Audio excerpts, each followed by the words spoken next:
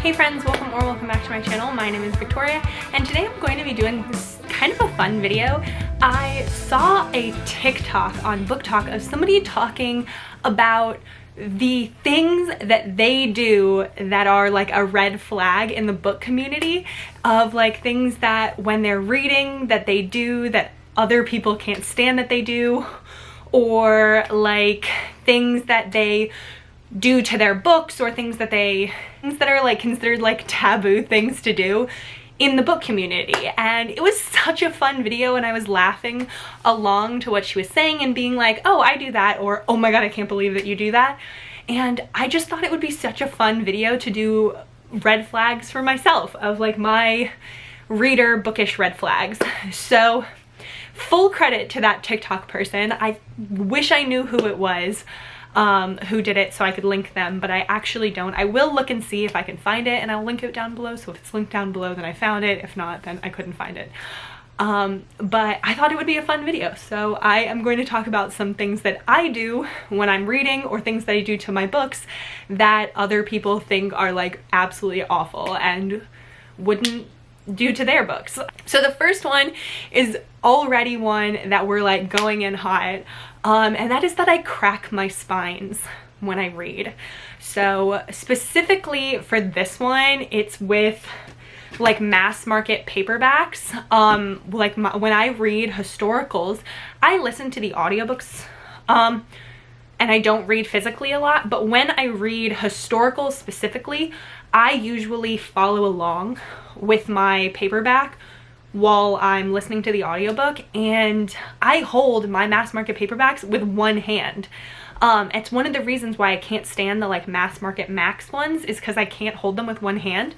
But my like regular mass market paperbacks, I hold them with one hand, and I hold them like fully open so that they're like this, that I can hold them, and it always cracks the spines. And I just don't care. It's easier to read, and I like it, and I just think it's more comfortable, so I can have like my other hand free to like flip the page or something, and it's just easier. But it means that all the spines on my historicals are cracked. And it's one of the things that when people are like collecting historicals, that they're like, wow, it's in such good condition because the spine's not cracked at all. I don't care about that, because I'm gonna end up cracking the spine anyway. So it makes it a lot easier for me to find historicals that I'm like, ooh, I want this one. Because if the step back's in good condition, then I don't care what the spine looks like, because I'm gonna crack it anyway. Another one that I have is that when I'm reading specifically ebooks, I'm like getting a little bored, or I'm not really, or even if I'm not getting bored and I'm just like, there's like a long paragraph of like setting and no dialogue, I will fully skip to the dialogue, and I will still know entirely what's going on in the book, and I won't get confused or anything, but the dialogue is just so much more interesting. So I will like fully just like skim the like paragraph or whatever and skip right to the dialogue, so that I can get back to the conversations between my characters, because I really don't care about the other part in the middle. And I told this to my friend, and she was like, oh my god, but doesn't that mean that you like get so confused and don't know what's going on? And I'm like, no, I still know exactly what's going on. I still read what they say to each other and can fully know what's going on, but I really just don't care about like what things look like, because I'm also a kind of person that doesn't really picture things in my head. I don't see pictures in my head when I read. So if you're talking about setting, I don't care, because I don't see that. So I'm still fully invested in the story because I'm reading the dialogue between the characters, and I'm invested in their relationship, not in what's the world that they're in. It's one of the reasons why I have difficulty reading fantasy romance, or fantasy books in general, but like fantasy romance, because I don't read anything but romance, is that in fantasy romance, a lot of the time they'll have like full descriptions of what things look like, and I don't care. The third one that I'm gonna say is that, and I feel like other people might relate to this one, and that is when I'm listening to my audiobooks, I just fully will press the like plus 30 seconds or whatever, fast forward, when the sex scenes have gotten too much. I don't mind. I'm not a person who gets uncomfortable listening to the sex scenes on audio. I know that a lot of people are like, oh, I don't like hearing the sex on the audio. That doesn't bother me. But in audiobooks, it gets a lot. If you're reading like a really smutty book and it's like a lot of sex in it, I'm like, we just had a sex scene. I don't need another one where you're doing the same thing. And I will fast forward to like get to the more of the plot. But for those ones, for this one, it's more when I'm reading a book that's like really like smut heavy. And I'll be like, oh, especially if it's like a really long sex scene, I'll just kind of fast forward a little bit just to like move it right along and be like, okay, I don't need another one. We've already just had one a chapter ago. I need something else. The fourth one that I'm gonna say is that I reread books so often. And some people might not think of that as a red flag, but sometimes I continue to like buy books and new books and then choose to reread books that I've already read. And it's gotten to a point where I will 100% never be able to finish all of the books that I own that I want to read, with new books coming out that I'll still be buying, because I will go back and reread books like 7 times. I have reread the Him and Us duet like a good 4 or 5 times. And even like giant books that take you a long time to reread, like Crescent City House of Earth and Blood is one of my favorite books ever. And I have reread that giant, what is it, 700-page book. I've read it at least 3 times. So I will do that instead of choosing to read a new book. And it gets a lot where it's like, I have a whole stack of things or a whole giant list of audiobooks on my Audible account that I have been buying, and will choose to re-listen to something that I've already listened to like 10 times. The next one is gonna be one that definitely bugs people, and that is that I will stop in the middle of a sentence. If I'm ready to put my book down, or if I have to go somewhere, or at night when I'm reading and I just am ready to go to sleep, I will stop fully in the middle of a sentence. I will not get to the end of a chapter unless I'm like super, super, super invested in it. But if I'm super, super invested in it, I'm not going to sleep. I'm just gonna avoid the sleep and not go where I need to go. I'm gonna be late. But if it's a book, even if it's a book that I'm liking, but not one that's like, oh my god, oh my god, oh my god, I need to continue this, I will fully stop in the middle of a sentence and just shut my book and go to sleep. And I know that that pisses a lot of people off. The sixth one, which I have talked about in a couple of videos, is that I hate epilogues, and so I will skip them. I will fully just not read the epilogues. I don't care. I don't need to see them get married, have a baby. I can just imagine what will be happening. I can infer that they are going to be together. I know that it's a romance, that everyone ends up happily ever after, and that there's not divorce or something at the end. And there are some couples that I have read their books and I have absolutely loved their romances. And then the epilogue will like, not ruin it, but like won't really work for them. Not everyone needs to get married and have children. And there are some couples in the epilogues that have kids, and I'm like, I don't think that your relationship should have had kids. I don't feel like you're a kids person. I don't really think that that matches. And as somebody who doesn't want any kids, it gets really frustrating and tiring when every single epilogue is just them having babies. I don't care. I don't need that, and I don't need to see it.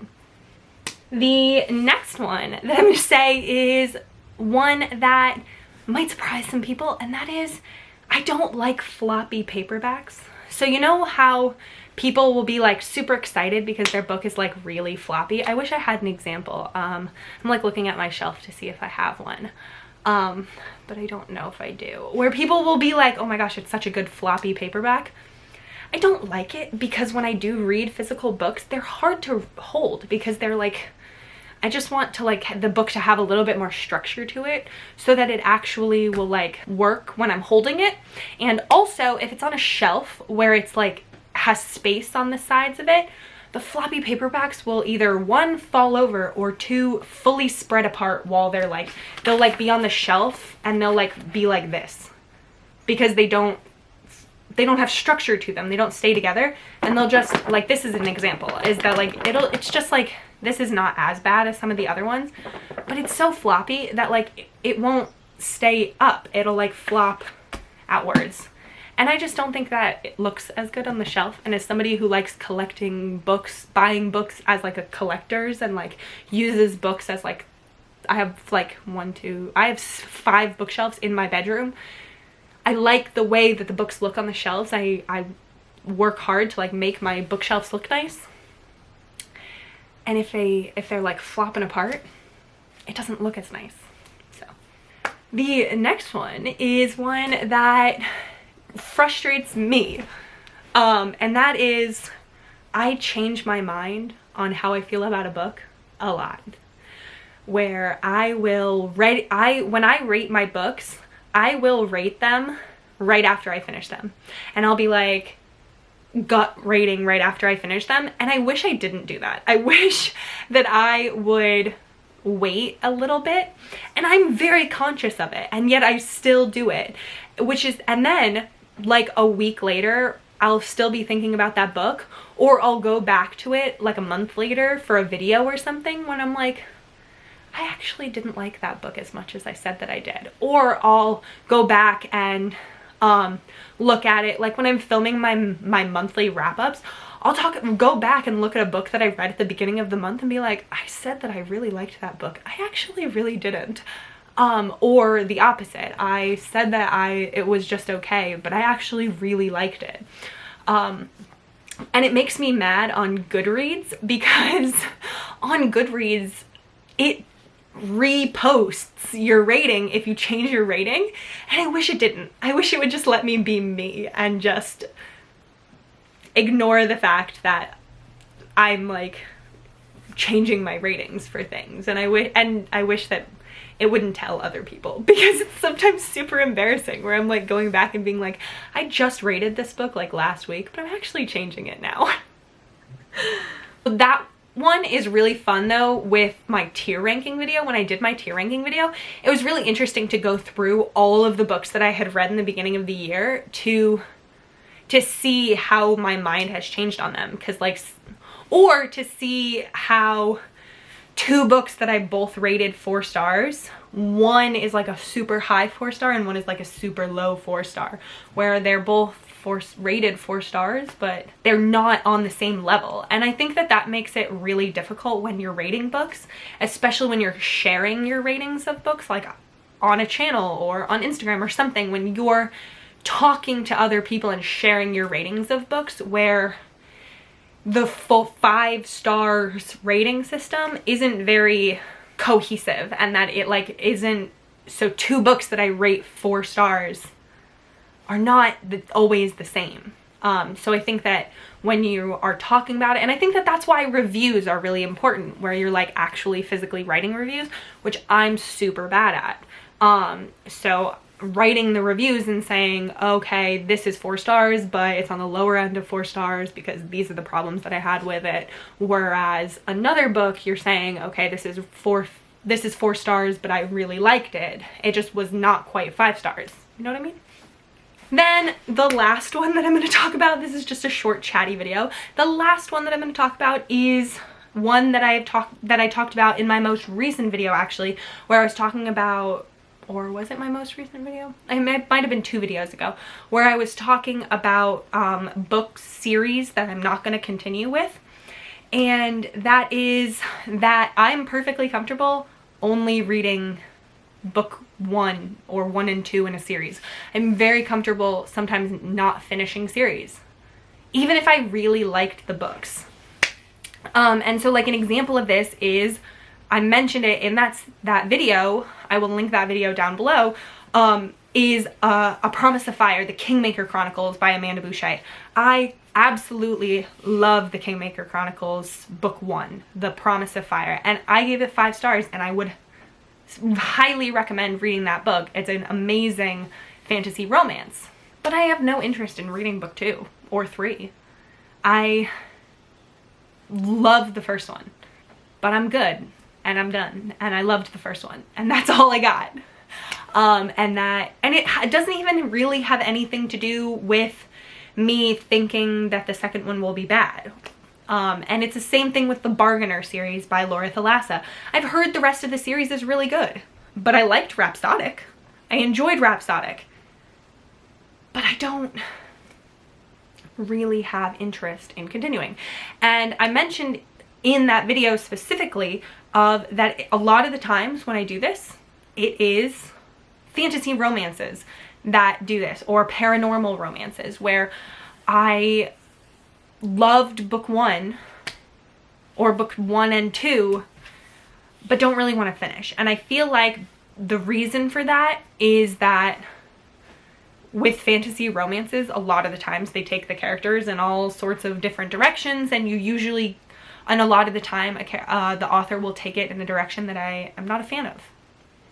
And I don't want to see the characters go in that direction, so I like to keep them in my mind in the way that I like them, in the way that I remember them, and not have them disrupted, I guess.